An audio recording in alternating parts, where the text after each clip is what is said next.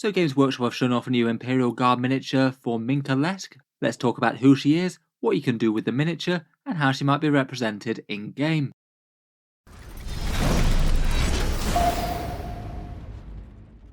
Hello and welcome back to Warspets Tactics, where today we're talking Imperial Guard, and fairly hot on the heels of their Codex release, there's another small character released for them. Today we've got a new plastic character sculpt of the Sergeant Minka Lesk from the Cadian series of novels. In terms of who she is in the lore, our Minka Lesk is a sergeant of the Cadian 101st, formerly a White Shield, though now is rising up through the ranks. She was created within the series of novels by Justin D. Hill, including Cadia Stands, Cadian Honor, and Traitor Rock. A fair amount of the more recent Imperial Guard novels. These ones all focus around Abaddon's 13th Black Crusade and the fallout after it. She is present at the fall of Cadia and privy to the planet-shattering consequences of Abaddon breaking the world with his Blackstone fortress. The new model is based off the cover artwork for them, perhaps most notably this one from Cadian Honor.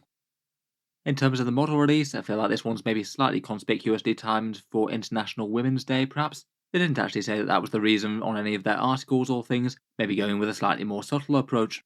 Miniature-wise, she's basically a new Cadian mini character, kinda similar to the Cadian shock troops. She's got the new style shoulder pads and knee pads and things, and not quite as massive hands as the old plastic kit from before. It's kind of interesting as you can give her war gear in two quite different ways.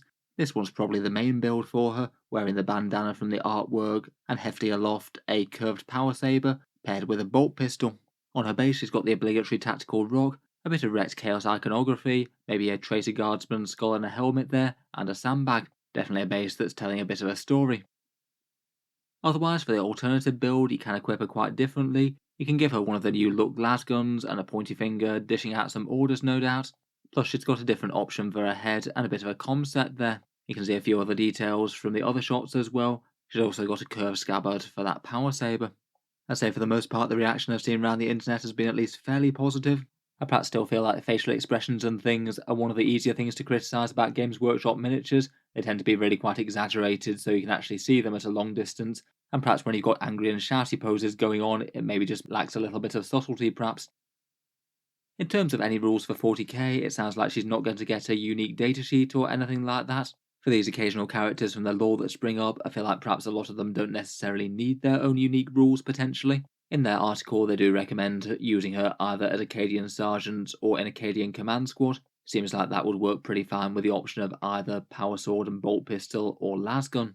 Perhaps they're trying to get out of the situation where they make unique datasheets for just about every little character that they've got going, and then they're a bit of a nightmare to collate the rules together, and might have individual datasheets that are never really updated as to part of the main game. We had some of that weirdness go on with things like Blackstone Fortress characters, and perhaps Commissar Severina Rain before her.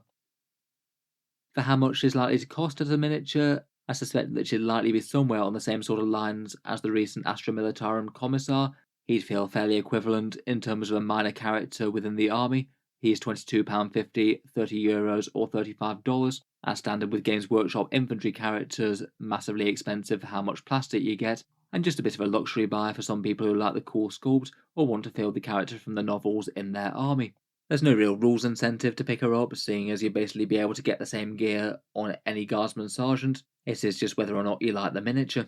They didn't give any sort of release date yet. I'd guess within a couple of months at the most. They don't usually tend to have an enormous lead time on these sort of announcements.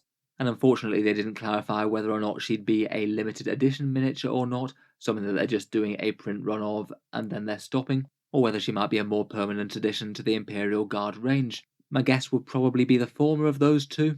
We have had a fair few minor guard sculpts come and go, like Severina Rain and that Kaschan sergeant and officer that we had a while back. I feel like Mrs. Lesk has a similar sort of feel to them, though I guess it's not entirely impossible that she might stick around at some point. Maybe a very outside chance that she gets some read-on rules in 10th edition and gets incorporated into the guard range, though I'd say that the odds of that are kind of slim, as with Severina Rain. In any case, I'll be interested to hear what you guys think of the model. Apparently she's going to have a new book coming out as well, which is probably part of the reason for releasing a miniature for her. There's a new one coming out called Shadow of the 8th. Apparently the 101st are being dispatched to hunt down a relic of the Cadian 8th on a frozen chaos world. Could be worth a read if you've been following the narrative.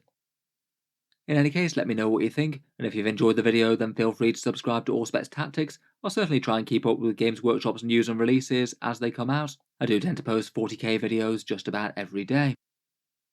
Finally, if you have been enjoying all the videos on the channel, I would just like to mention that Auspex Tactics does have a Patreon page as well, and you can find that links down in the video description. Channel patrons do get a fair few advantages, seeing certain videos early, regular votes to see what sort of things come next for the channel, and automatic entry into the regular prize giveaways with the chance to win some big model kits each month. If any of that sounds good to you, or you'd just like to help support, the link is down in the video description below. In any case, an enormous thank you for listening, and I'll hope to see you guys next time.